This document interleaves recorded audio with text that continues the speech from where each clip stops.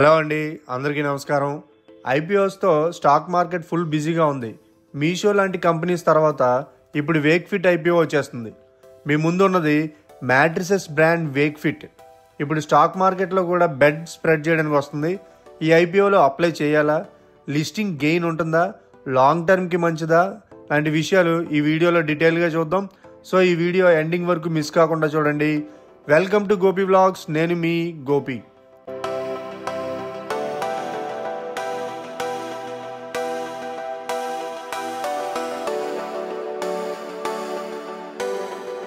ముందుగా చిన్న డిస్క్లైమర్, ఈ video only education and information purpose మాత్రమే. ఇన్వెస్ట్ చేయమని లేదా చేయొద్దని అడ్వైజరీ అయితే కాదు. సో డీటెయిల్స్లోకి వెళ్ళిపోదాం అండి. Wakefit IPO basic details. ఫస్ట్గా బేసిక్ డీటెయిల్స్ చూడాలంటే company Wakefit Innovations Limited direct to customer home and furnishing brand. Especially mattresses, furniture and home ప్రోడక్ట్స్ని ఈ వేక్ఫిట్ అనే కంపెనీ సెల్ చేస్తుంది అనమాట. సో ఈ ఐపీఓ మనకి 8th డిసెంబర్ 2025 ఓపెన్ అవుతుంది. 10th డిసెంబర్ 2025 క్లోజ్ అవుతుంది. So 8th morning market open అయినప్పటి నుంచి 10th మార్కెట్ క్లోజ్ అయ్యే లోపు మనం ఎప్పుడైనా అప్లై చేసుకోవచ్చు. లిస్టింగ్ డేట్ ఎగ్జాక్ట్గా చెప్పలేదు, బట్ 15th డిసెంబర్ 2025కి మనం ఎక్స్పెక్ట్ చేయొచ్చు. అండ్ ఇది బీఎస్సీ అండ్ ఎన్ఎస్సిలో కూడా లిస్ట్ అవుతుంది. లాట్లో single share price minimum 185 rupees and maximum 195 రూపీస్గా ఉంది. Total issue size around 1288.89 crore rupees. So fresh issue ఏంటంటే 377.18 crores పడుతుంది. ఆల్మోస్ట్ 1,93,42,461 షేర్స్ ఉన్నాయి. ఆఫర్ ఓఎఫ్ఎస్ వచ్చి అంటే ఆఫర్ ఫర్ సేల్ వచ్చి అరౌండ్ 911+ crores ఉంది. వర్త్ ఆల్మోస్ట్ 4,67,54,405 షేర్స్గా ఉంది. అంటే కంపెనీకి కొత్తగా డబ్బు వచ్చే part fresh issue, shareholders దగ్గర నుంచి ఉన్న ఓల్డ్ షేర్స్ని మార్కెట్లో అమ్మేది ఓఎఫ్ఎస్ అనమాట. So lot size, minimum investment చూసుకుంటే రిటైలర్ ఇన్వెస్టర్స్కి ఇంపార్టెంట్ పాయింట్ ఏంటంటే మినిమం ఎంత ఇన్వెస్ట్ చేయాలి. లాట్ సైజు 76 ఉన్నాయి. మినిమం ఇన్వెస్ట్మెంట్ 1 లాట్కి 76 షేర్స్ అంటే మ్యాక్సిమం చూసుకున్న మనం 195 రూపీస్ చూసుకుంటే ఒక్కొక్క షేర్ ప్రైస్ మనం 14,820 రూపీస్ ఇన్వెస్ట్ చేయాల్సి ఉంటుంది.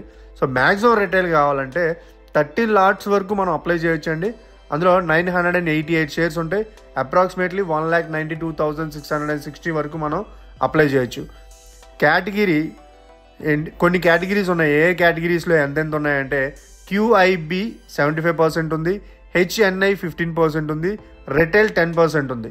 క్యూఐబి 75% అంటే క్యూఐబి అంటే ఏంటంటే క్వాలిఫైడ్ ఇన్స్టిట్యూషనల్ బయర్స్, అంటే mutual funds, insurance companies, banks, foreign institutions లాంటివి పెద్ద ప్లేయర్స్ అనమాట.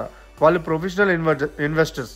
వాళ్ళకి బిగ్ చంక్ అంటే 75% రిజర్వేషన్ ఉంటుంది. అలాగే నెక్స్ట్ కేటగిరీలో హెచ్ఎన్ఐ ఆర్ ఎన్ఐఐ, వీళ్ళకి 15%. హెచ్ఎన్ఐ ఆర్ ఎన్ఐఐ అంటే హై నెట్వర్త్ ఇండివిజువల్స్ అనమాట, or non institutional investors. These are big individuals, corporate investors. Normally lakhs and crores రేంజ్లో అప్లై చేస్తారు. వాళ్ళకి 15% కోటా ఉంది. రిటైలర్ 10%, అంటే మనలాంటి small individual investors maximum 2 lakhs వరకు అప్లై చేయగలం కదా.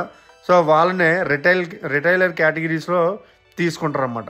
మనకి 10% కోటా ఉంది.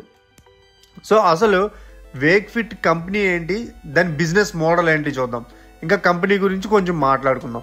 మనం ఆన్లైన్లో వేక్ఫిట్ మ్యాట్రిసెస్, పిల్లోస్ ఆర్డర్ చేసినట్టు తెలుసు కదా. Wakefit mattresses, beds, sofas, wardrobes, pillows, home furnishings ఇలాంటి డిజైన్ చేసి మ్యానుఫ్యాక్చర్ చేసి డైరెక్ట్గా కస్టమర్కి అమ్ముతుంది ఈ కంపెనీ. ఇది డైరెక్ట్ టు కస్టమర్ బ్రాండ్ అనమాట. మధ్యలో ఎవరు ఉండరు, అంటే మిడిల్ మ్యాన్స్ చాలా తక్కువ మంది ఉంటారు. ఆన్లైన్ ప్లస్ ఆఫ్లైన్ స్టోర్స్ ద్వారా డైరెక్ట్గా కస్టమర్స్కి రీచ్ అవుతుంది ఈ కంపెనీకి వెర్టికల్లీ ఇంటిగ్రేటెడ్ మోడల్ ఉంది. అంటే డిజైన్ నుంచి మ్యానుఫ్యాక్చరింగ్, వేర్ హౌస్, డెలివరీ వరకు ఎక్కడ అవుట్ సోర్స్ చేసే బదులు మెజారిటీ ప్రాసెస్ అంతా కంపెనీ చూసుకుంటుంది. అవుట్ సోర్సింగ్ అంతా చాలా తక్కువ అనమాట. రెడ్ షీర్ రిపోర్ట్ ప్రకారం ఇయర్ 2024కి వేక్ఫిట్ కంపెనీ ఇండియాలో లార్జెస్ట్ D2C అంటే direct to customer home and furnishing company by revenue. ఒక్కసారి ఈ కంపెనీ ఫైనాన్షియల్ పెర్ఫార్మెన్స్ నెంబర్స్ సింపుల్గా చూద్దాం. ఫైనాన్షియల్ పెర్ఫార్మెన్స్ నెంబర్స్లో ఈ కంపెనీ లాస్ట్ 3 yearsలో ఎలా పెర్ఫార్మెన్స్ చేసింది చూస్తే ఇయర్ 2023కి కంపెనీ రెవెన్యూ 812 crores ఉంది. 2024 టైంకి 986 crore పెరిగింది. ఇక 2025లో చూస్తే 1270 to 1300 crores రేంజ్లో ఉంది. అంటే పెరుగుతూ ఉందన్నమాట. సో ఇక్కడ జాగ్రత్తగా మనం చెక్ చేసుకుంటే రఫ్లీ రెవెన్యూ 800+ crores నుంచి 1300 crores వరకు పెరిగింది. సో టాప్ లైన్ గ్రోత్ బాగానే ఉంది.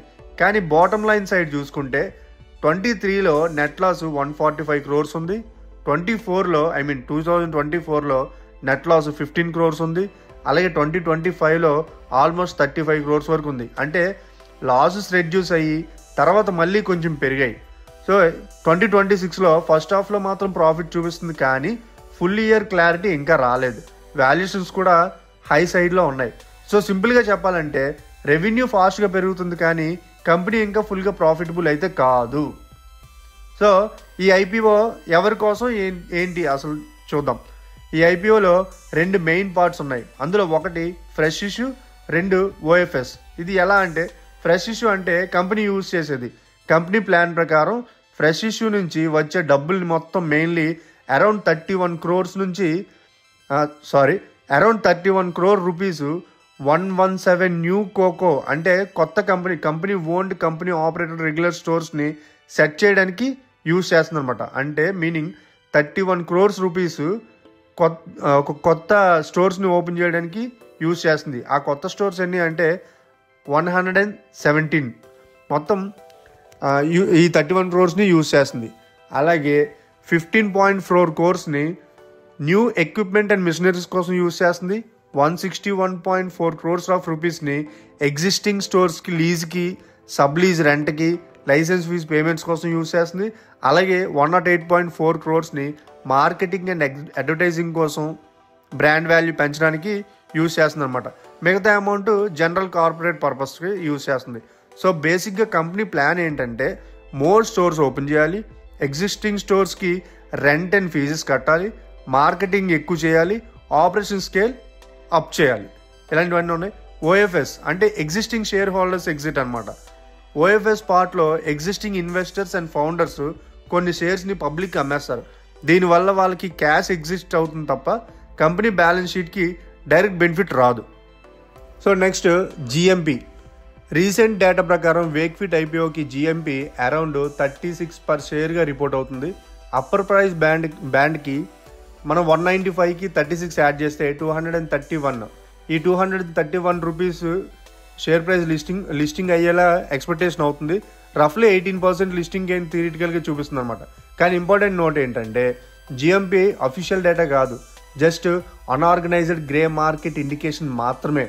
సబ్స్క్రిప్షన్ నెంబర్స్, మార్కెట్ సెంటిమెంట్ బట్టి లిస్టింగ్ రోజు సిచ్యువేషన్ టోటల్ చేంజ్ అయిపోవచ్చు కూడా. సో జిఎంపిని రెఫరెన్స్గా మాత్రమే తీసుకోవాలి, గ్యారంటీగా కాదు. ఇక పాజిటివ్స్ చూసుకుందాం. ఇప్పుడు మంచి విషయాలు అంటే పాజిటివ్స్ ఏంటంటే ఫాస్ట్ గ్రోయింగ్ D2C బ్రాండ్ అంటే డైరెక్ట్ టు కస్టమర్ బ్రాండ్ అనమాట. హోమ్ అండ్ ఫర్నిచరింగ్ స్పేస్లో ఆన్లైన్ ప్లస్ ఆఫ్లైన్ ప్రెజెన్స్కి బ్రాండ్కి రీకాల్గా మంచి వాల్యూ అయితే ఉంది వేక్ఫిట్కి. వెర్టికల్లీ ఇంటిగ్రేటెడ్ మోడల్ ఈ business model. Cost control, better మార్జిన్కి స్కోప్ ఉంది లాంగ్ టర్మ్లో. So category tailwinds, urbanisation, new homes, rental culture వల్ల మ్యాట్రిసెస్ అండ్ ఫర్నిచర్ డిమాండ్ ఇండియాలో స్టడీగా ఉంది. సో ఇది కూడా మంచి పాజిటివిటీ అనమాట కేటగిరీ టైల్ విన్స్ అనేది. Next strong anchor participation. IPO ముందు 580 crores యాంకర్ రౌండ్లో చాలా స్ట్రాంగ్గా ఇన్స్టిట్యూషనల్ ఇన్వెస్టర్స్ అందరూ వచ్చారు. Like HDFC, MF mutual funds, Axis mutual funds and Nippon etcetera చాలామంది ఇలా వచ్చారు. So which is a positive signal. ఇది మనకి మంచి సిగ్నల్ అనే చెప్పుకోవచ్చు. రెవెన్యూ గ్రోత్ లాస్ట్ 5 yearsలో స్ట్రాంగ్గా టాప్ లైన్లో గ్రో అవుతుంది. రిస్క్స్ అండ్ నావిగేషన్స్ ఏంటంటే ఎక్కడైనా రిస్క్లు కామన్గా ఉంటాయి కదా, కొన్ని రిస్క్ ఫ్యాక్టర్స్ కూడా క్లియర్గా అర్థం చేసుకోవాలి. ఏంటంటే స్టిల్ లాస్ మేకింగ్, మెయిన్లీ మనం అర్థం చేసుకోవాల్సింది ఈ కంపెనీలో ఇప్పటికీ ప్రజెంట్ లాస్ మేకింగ్లో ఉందన్నమాట. ఇయర్ 2023, 24, 25 అన్ని ఇయర్స్ కంపెనీ లాస్లో రన్ అయింది. ప్రాఫిటబిలిటీ సస్టైనబుల్గా వస్తుందా లేదా అనేది డౌట్ ఉంటుంది. Next high competition. Sleep well, Duroflex, urban ladder, pepper fry, IKEA లాంటివి ఎగ్జిస్టింగ్ స్టోర్ ప్లేయర్స్ ఉన్నాయి కదా. ఆన్లైన్ ప్లస్ ఆఫ్లైన్ రెండు ప్లేసెస్లో కూడా కాంపిటీషన్ చాలా హెవీగా ఉంది. నెక్స్ట్ వాల్యుయేషన్ కాస్ట్లీ సైడ్ చూస్తే ప్రాఫిట్ స్మాల్గా ఉన్నప్పుడు వాల్యుయేషన్ ఎక్కువ తగ్గకుండా హై పిఈ మల్టిపుల్స్లో ఇష్యూ చేస్తున్నారు. సో మార్జిన్ ఆఫ్ సేఫ్టీ ఎక్కువ ఉందని చెప్పలేం మనం. డిస్క్రిమినేటరీ స్పెండింగ్ రిస్క్ అంటే furniture and home decor purchase generally డిస్క్రిమినేటరీలో ఉంటుంది. ఎకనామికల్లీ స్లో అయితే డిమాండ్ కూడా తగ్గిపోవచ్చు అనమాట. సో ఫైనల్గా ఒక లైన్లో చెప్పాలంటే వేక్ఫిట్ ఐపీఓ బ్రాండ్ సైడ్ నుంచి, గ్రోత్ సైడ్ నుంచి ఇంట్రెస్టింగ్ స్టోరీ. ఫైనాన్షియల్ సైడ్ నుంచి చూస్తే loss making plus high value is equal to slightly risky bet ఇది. So short term listing gains కోసం ట్రై చేద్దాం అనుకుంటే జిఎంపీ, సబ్స్క్రిప్షన్ డేటా, మార్కెట్ సెంటిమెంట్ని last day వరకు అబ్జర్వ్ చేసి డెసిషన్ తీసుకోండి. లాంగ్ టర్మ్ ఇన్వెస్టర్స్ అయితే direct to customer home and furnishing space మీద బిలీఫ్ ఉంటే, రిస్క్ టాలరేట్ చేయగలిగితే మాత్రమే కన్సిడర్ చేయండి. సో ఇదండి. ఇంతకీ మీరు వేక్ఫిట్ ఐపీఓకి అప్లై చేస్తున్నారా? ఎన్ని లాట్స్కి అప్లై చేస్తున్నారు? కామెంట్లో చెప్పండి. ఈ వీడియో కనుక మీకు నచ్చినట్లయితే లైక్ చేయండి, అలాగే షేర్ చేయండి. అండ్ ఐపీఓ ఇన్వెస్ట్ చేసే మీ ఫ్రెండ్స్కి షేర్ చేయండి. ఇలాంటి మరిన్ని వీడియోస్ కోసం మన ఛానల్ని ఇప్పుడే సబ్స్క్రైబ్ చేయండి. నేను మీ గోపి, సైనింగ్ ఆఫ్.